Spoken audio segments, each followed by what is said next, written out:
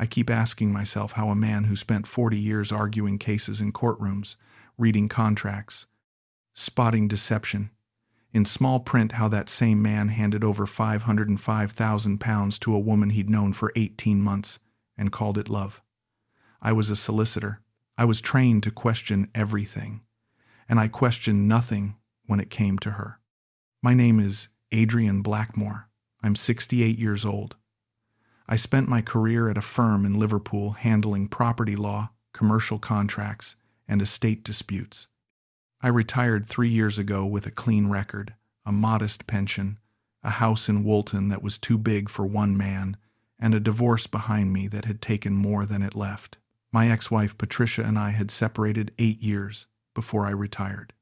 We'd grown apart slowly, the way walls crack in an old building, not all at once, but bit by bit until one day the whole thing gives. By the time I touched down in Manila for the first time, I had been alone for the better part of a decade. I want to say something before I go any further.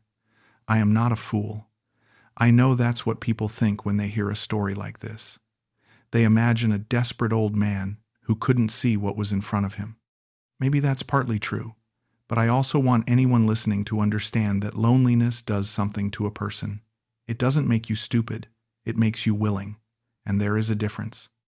I first went to the Philippines in January of the year before last. A colleague of mine, a retired barrister named Philip, had been living in Makati for 2 years. He'd invited me to visit, said the country was beautiful, said it had changed him. I went expecting nothing. I was 66, recently fully retired, with no particular place to be and no particular person waiting for me at home. I took the flight. I figured it was a holiday. It became something else. I met Natasya Villanueva on my 9th day in Manila. Philip had taken me to a rooftop bar in BGC Bonifacio Global City, one of those sleek, modern places where the skyline looks like it belongs in a different country entirely. She was standing near the bar with 2 other women, and she was, I will not pretend otherwise, extraordinarily beautiful. Dark hair past her shoulders, a red dress, a smile that she deployed with a kind of casual confidence that suggested she was used to being looked at. She was 31. She told me later she worked as a model. Freelance, she said. Mostly commercial campaigns, some magazine work. I had no reason to doubt her. She came over to our table, not coyly directly. She sat down, ordered a drink, and within 20 minutes she was asking me questions about England with what seemed like genuine curiosity. She asked about Liverpool specifically. She'd heard of the Beatles, of course, but she wanted to know what it actually felt like to live there. I told her about the waterfront, the culture, the fact that people in Liverpool have a kind of defiant warmth that you don't find many other places. She listened as if every word mattered. I remember thinking, this woman is exceptional. Her name, she told me, was Natasya, a Russian-sounding name, I thought, and she laughed and said her grandmother had a thing for foreign names. She was from a barangay in Quezon City originally, but she'd been living in Manila proper for 6 years. She was direct, funny, intelligent. She spoke English fluently. She touched my arm when she laughed. By the time Philip stood up to leave, I found myself asking her if she'd like to have dinner the following evening. She said yes without hesitation. That dinner was the beginning of everything, the beginning of what I thought was something extraordinary, and the beginning of what turned out to be the most expensive and humiliating chapter of my life. We met at a restaurant in Poblacion, a neighborhood Philip had recommended. She arrived in a white dress, 15 minutes late, and apologized with a smile that made it impossible to feel irritated. We talked for 3 hours. She told me she'd had a difficult few years, a relationship that had ended badly with a Filipino man who'd become controlling and dismissive. She said she was tired of men who didn't respect her, who treated her like decoration. She said she appreciated older men because they listened, because they were more emotionally mature. I heard all of this, and I felt I'm ashamed to admit it flattered, specifically, deliberately flattered, but I didn't know that then. We saw each other every day for the remaining 2 weeks of my trip. By the end of that fortnight, I was already thinking about coming back. I was already telling Philip that I thought this might be something real. He looked at me carefully and said, "Just go slowly, Adrian." I told him I would. I did not go slowly. Within 6 weeks, I had booked a return trip. Within 3 months, I had begun sending her money regularly, small amounts at first. £300 here, £500 there. She had a situation with her rent, she explained. Her modeling work was irregular. A campaign had been postponed. I wired the money without much thought. I was a man of means, retired, mortgage paid off, savings intact, and she was a woman I was falling in love with. It seemed natural. By month 4, I had rented us a serviced apartment in Makati, a decent 2-bedroom, clean and quiet, in a building with a pool. I paid 12 months up front because the rate was better, and because, frankly, I was beginning to feel like Manila was a second home. I told myself I deserved this. That after 4 decades of drafting contracts and managing other people's disputes, I deserved to live somewhere warm, with someone beautiful, who made me feel less like a retired widower and more like a man. The apartment cost me £32,000 for the year. I didn't blink. Natasya moved in with me at the start of month 5. She brought boxes. She reorganized the kitchen. She put photographs of us we'd taken, many by then, trips to Palawan, a weekend in Tagaytay, a boat tour in El Nido, on the bookshelf in the living room. She cooked Filipino food on Sundays and played music while she did it. She curled against me in the evenings while we watched films. I remember one particular night, lying there with her, thinking, this is what I thought I'd missed permanently. This feeling of someone being genuinely present in your life. That memory is the one that still costs me the most. The financial requests escalated gradually enough that I didn't register the pattern as quickly as I should have. Each one came with an explanation that sounded reasonable in isolation. Her younger sister, Annalisa, was applying to a nursing program and needed the enrollment fee. I sent £9,000. Her mother's house in Quezon City had flooding damage after a typhoon. I sent $14,000. She wanted to invest in a small business with a friend, a beauty salon in Mandaluyong. I sent $22,000. A legal dispute with her former landlord, she said, required a lawyer's retainer. I sent $8,000. Each time, she was grateful in the way that people are grateful when they know how to perform gratitude convincingly. Between the apartment costs, the regular transfers, the holidays, the gifts, and those lump sum requests, I was moving through my savings at a rate I would have called alarming if I'd been doing the accounting for someone else. But I wasn't doing the accounting at all. I was in love.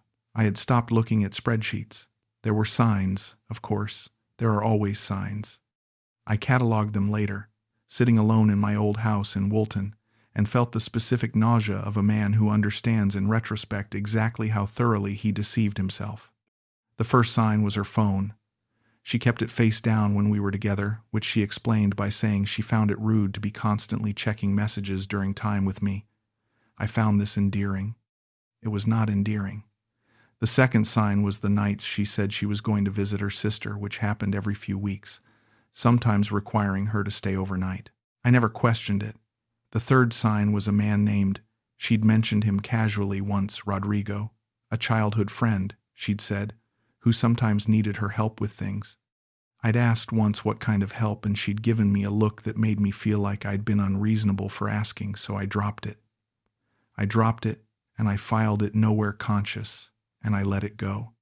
There was also a weekend, about 9 months into our relationship, when she told me she was going to Cebu for a modeling job. She showed me what appeared to be a booking confirmation on her phone. I remember the logo of an agency at the top, a client name I didn't recognize. She was gone for 4 days. I missed her badly. When she came back, she smelled of a different perfume. I noticed it. I told myself she'd probably been around other women who wore it. I was a trained, legal mind. I noted the evidence and dismissed it voluntarily. That is the hardest thing to accept. I had been with Natasya for just over 16 months when I flew back to London for a week. An old colleague was dealing with a complex estate matter and had asked me informally to consult. I was retired, but the money was good, and honestly I was looking forward to seeing some familiar faces. The trip was booked for 7 nights. On the 4th day, the whole purpose of the meeting collapsed. The primary party had changed direction entirely. The case was effectively moot, and there was nothing left for me to consult on. I could have stayed in London for the remaining days, but I'd been away from Natashia for 4 nights already and I was missing her. I booked an early return flight. I sent her no message because I wanted to surprise her. I landed at Naya at just past 6 in the morning, took a taxi to Makati, let myself into the apartment with my key, and walked down the hall toward the bedroom. The rest of this I will say plainly, without embellishment, because it doesn't need it. There was a man in my bed. He was perhaps 30 years old. He was asleep. Natasya was beside him. She woke when I came through the door. She did not scream. She did not become hysterical. She looked at me with an expression that, even now, I cannot fully interpret, not quite guilt, not quite defiance, somewhere uncomfortably between the two. I stood in the doorway of that bedroom for what felt like a very long time. The man, I learned his name was Carlo, stirred and then saw me and sat up sharply. Natasya said something to him in Tagalog, and he gathered his things and left. He didn't look at me. She did. I asked her, and I'm still surprised at how calm my voice was, how long this had been going on. She didn't deny it. She didn't apologize. She sat on the edge of the bed and said, "Adrian, you need to understand something." And then she told me. She told me Carlo was someone she'd been seeing for most of the time we'd been together. Not a secret boyfriend in the casual sense, a serious relationship, conducted in parallel. She told me there was also another man in Angeles City who she saw when she told me she was visiting her sister. She mentioned Cebu without my asking. She said the man she'd gone to Cebu with was someone she'd met through a friend. She ticked through these facts as if she were reading from a list, with no more emotion than someone reporting the weather. When I asked her why she had done this while I was giving her everything, while I was planning to bring her to England, while I had been structuring my entire retirement around a life with her, she said something that I have replayed in my mind almost every day since. She said, "You are old, Adrian. I needed someone younger for the things you cannot give me, but you are good for taking care of us." She used the plural deliberately. I understood that. Us was everyone she had decided I was responsible for funding. Herself, her family, possibly Carlo, the salon, the nursing program, the house repairs, all of it. I was the income. That was, in her assessment, my role. She had never seen it as anything more. I asked her if she felt anything for me. Anything at all? She looked at me for a moment before answering. Then she said, "I liked you, but I cannot be only with an old man. That is not fair to me, not fair to her." I had given her £505,000. I had wired money across continents. I had let my savings drain like water through cupped hands. I had sat in that apartment, in that city that wasn't mine, and made myself believe that what we had was genuine. And she was telling me, without any evident remorse, that the arrangement had not been fair to her. I asked her to leave the apartment. She said it was her home and she had nowhere else to go. I told her the lease was in my name and that she should speak to her boyfriend in Angeles City about temporary accommodation. She said that if I threw her out, she would speak to people she was vague about who, and I was vague enough in that moment not to press. I think she expected me to capitulate. I think she had done this before with other men, and they had capitulated because the alternative felt worse. I told her she had 24 hours, and I walked out of the apartment. I went to Philip's place. I knocked on his door at 8 in the morning, and he took one look at me and put the kettle on without asking a single question, which is the most decent thing a friend can do. I sat in his kitchen in Makati and I told him everything, not just what I'd found that morning, but all of it. The money, the transfers, the trips, the sister, the salon, the man named Rodrigo who I'd never pursued. I heard myself speaking, and I heard for the first time how the story sounded from the outside. Philip did not say, "I told you so." He said, "What do you need right now?" What I needed was to leave. I knew that before he'd finished the sentence. I could not stay in that city, in that apartment, in the same country as the bed I'd found them in. I could not face the thought of passing her in the corridor, of seeing her things mixed with mine, of any version of a negotiated transition. There was nothing to negotiate. It was simply over, and I needed to be somewhere else. I booked a flight for the following morning. I asked Philip if he could arrange for the apartment to be formally vacated and my remaining belongings shipped. He said, "Of course." I gave him power of attorney for the few matters I needed him to handle locally. Then I sat in his spare room that night and did not sleep. I thought about the courtroom version of what had happened. I tried to think of it the way I would think of a case, calmly, analytically, in terms of what could be proven and what remedies existed. But there were no remedies. I had given the money voluntarily. She had received it without explicit fraud. In the legal sense, she had not pretended to be someone she wasn't. She had not forged documents. She had not threatened me. She had simply performed love in a way that was entirely unconvincing in retrospect and entirely convincing at the time. There was no contract to void. There was no cause of action. There was only my stupidity, which is not a recoverable loss in any court I've ever argued in front of. I flew home to Liverpool the next morning. I remember the descent into Manchester Airport, the gray sky, the familiar flatness of the landscape below, the industrial certainty of it.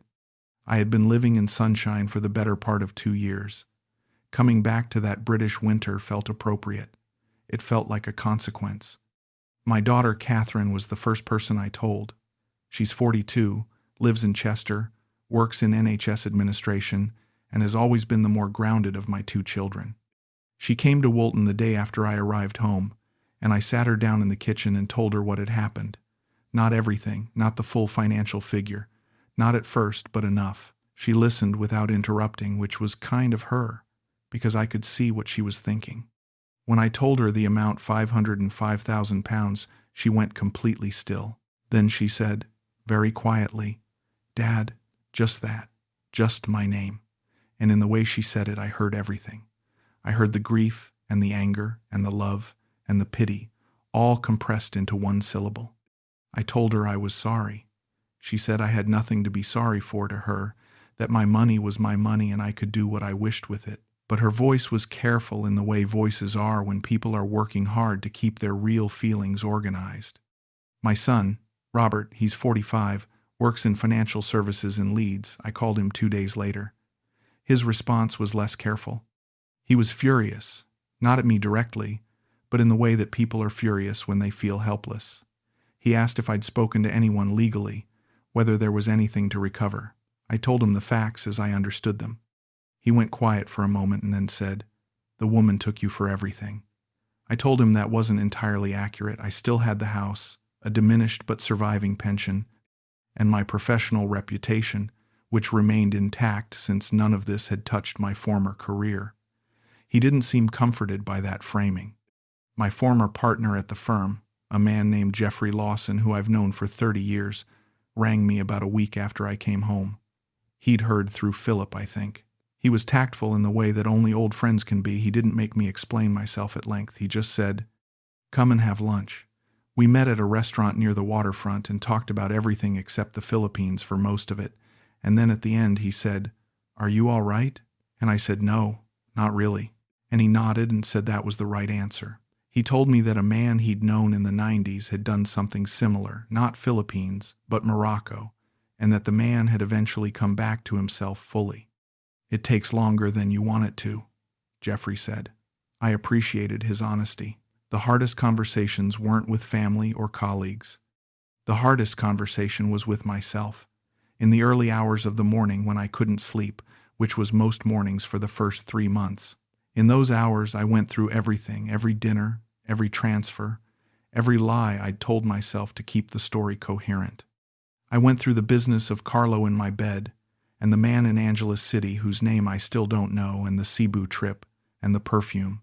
I went through all of it, repeatedly, like a barrister reading a brief he'd rather not have received. What I came to, and it took time, and it was not comfortable, was this. I had been alone for a long time, and loneliness had made me willing to accept a version of love that didn't withstand proper examination. That was not stupidity. It was something more human than that. It was the ordinary tragedy of a person who wanted something badly enough to overlook the evidence against it. That doesn't excuse what she did. Natasya Villanueva made calculated choices. She managed multiple relationships simultaneously. She channeled my money with deliberate efficiency. She performed affection as a professional undertaking. I don't minimize that. I have no softness for her when I think about it clearly. But I also recognize that she could not have done any of it if I hadn't been so determined to believe in what she was offering. A retired solicitor who stops reading the fine print is still responsible for what he signs. Philip rang me about 6 weeks after I came home. He told me that Natasya had vacated the apartment without incident, that she'd taken most of the furnishings, which I'd expected, and left nothing behind except a photograph of us taken in Palawan that she'd left face down on the kitchen counter. He seemed uncertain whether to include that detail. I told him it was fine, that she could keep the photo if she wanted it, or leave it if she didn't, and either way it was no longer my concern. He also told me, with some hesitation, that Carlo had been seen moving into the apartment building 2 days after I left, that the building manager had mentioned it to him. I absorbed that. I said nothing. It was, in its way, the final statement of everything. She hadn't needed me out of the way in order to make room for her real life. She had simply continued it the moment I was gone, without pause, without grief, without any ceremony at all. I am not a man who cries easily. I am English, I am nearly 70, and I was raised in a culture that has very specific feelings about visible emotional expression. But that particular detail, Carlo in the apartment building 2 days later, was the one that finally broke through whatever reserve I'd been maintaining. I sat in my kitchen in Woolton that evening and I wept. Not for her, I don't think. For myself. For the man who'd sat on a rooftop bar in BGC and thought, this might be the beginning of something wonderful. It was the beginning of something. It just wasn't that. I have been back in Liverpool for almost 7 months now. The house is still too big. The savings are substantially reduced, though my pension and the mortgage-free property mean I am not destitute, a fact for which I am more grateful than I can say. I have returned to some consulting work, less because I need the money, and more because I needed to be useful again. I needed to be Adrian Blackmore the solicitor, rather than Adrian Blackmore the cautionary tale. Catherine visits on Sundays. Robert rings every other week, and we've stopped talking about the Philippines, which is the right thing. Jeffrey and I have had 3 more lunches, and are planning a 4th. Philip is still in Manila, still seems content there. He is, I think, a wiser man than I was about where he places his heart.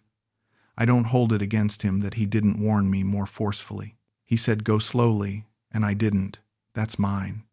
I still think about the Philippines, sometimes the country itself, separate from her, the mornings in Makati, when the city was just waking up, and the light was extraordinary. The rice terraces in Banaue that we saw on one of our early trips, before things became financially complex. The kindness of ordinary people, the taxi drivers, the restaurant staff, the neighbors in the building who always said good morning.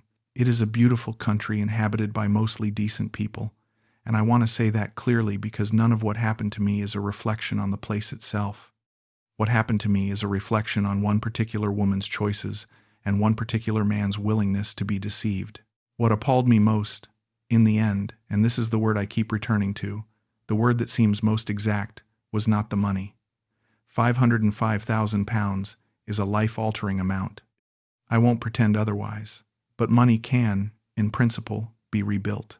What appalled me was the completeness of her indifference. She had sat across from me in restaurants and held my hand in Palawan and pressed herself against me in the evenings, and it had meant nothing.